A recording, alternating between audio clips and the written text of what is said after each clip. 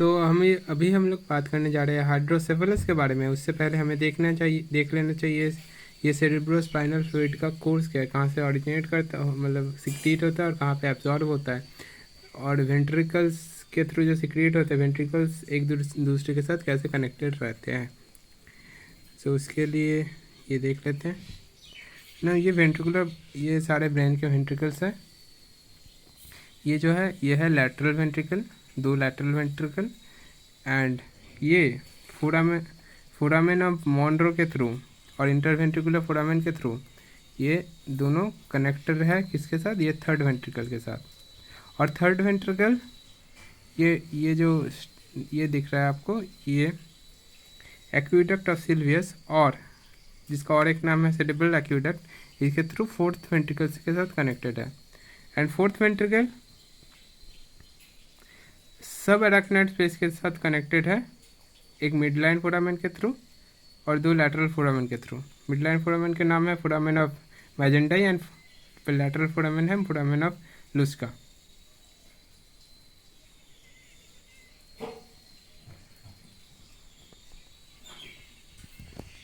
तो CSF कहाँ का बना, ये दोनों लैटरल फोरामेन में बना, एंड उसके बाद इस ये 2 लैटरल वेंट्रिकल में बना, थर्ड वेंट्रिकल में बना, फोर्थ वेंट्रिकल में बना। एंड जब कनेक्शन कैसे है, ये लैटरल वेंट्रिकल में जो बन रहा है वो इस फोरामेन मॉनरो के थ्रू थर्ड वेंट्रिकल में है, एंड दैट उसके बाद वो सेरेब्रल एक्विडक्ट के थ्रू फोर्थ वेंट्रिकल में है। It comes from lateral ventricle to the third ventricle, then to the fourth ventricle,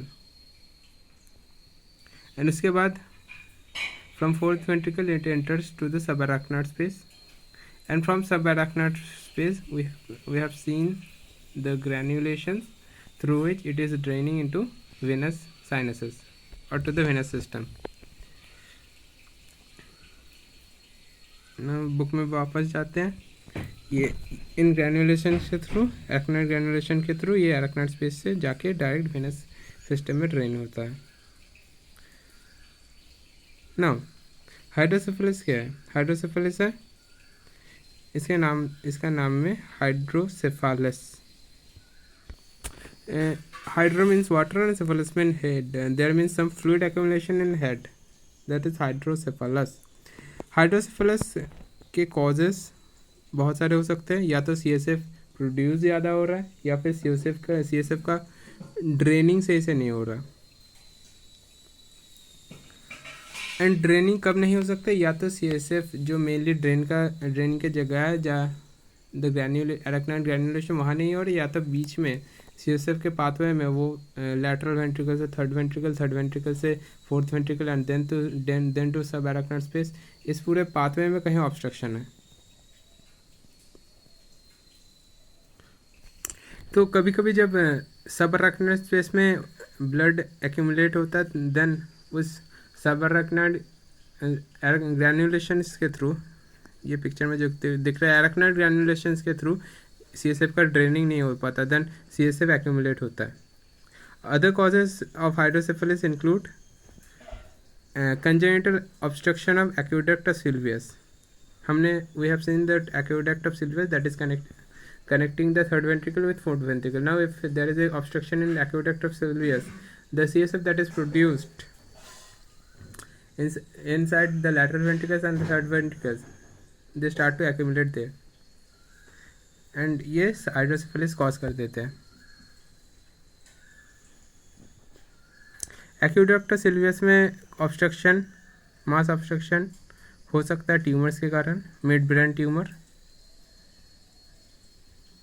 and कुछ ऐसे भी कॉजेज हो सकते हैं CSF एक्यूमुलेशन के, जहाँ पे कोलॉइड प्लेक्सस का ट्यूमर हो गया है, तो कोलॉइड प्लेक्सस CSF ज़्यादा प्रोड्यूस करेगा। ना इन चिल्ड्रन के केसेस में हाइड्रोसेफेलस बहुत ड्रामेटिक होता है, बिकॉज चिल्ड्रंस में वो क्रेनियल सूचर्स फ्यूज्ड नहीं होता है, तो फिर हाइड्रोसेफेलस के कारण ब्रेन जब इनलार्ज होता है तो फिर हाइड्रोसेफेलस के कारण क्या होता है, वेंट्रिकल्स का साइज एंड डायमेंशन इंक्रीज होता है, ब्रेन इनलार्ज होता है, एंड स्कल के सूचर्स फ्यूज नहीं है तो फिर हेड भी एक्सपैंड कर जाता है, हेड बहुत बड़ा हो जाता है। एंड अगर इन यूटर मतलब फीटल लाइफ में ऐसा हुआ तो फिर वैजाइनल डिलीवरी ऑलमोस्ट इम्पॉसिबल हो जाता है एंड सिजेरियन सेक्शन करना पड़ता है।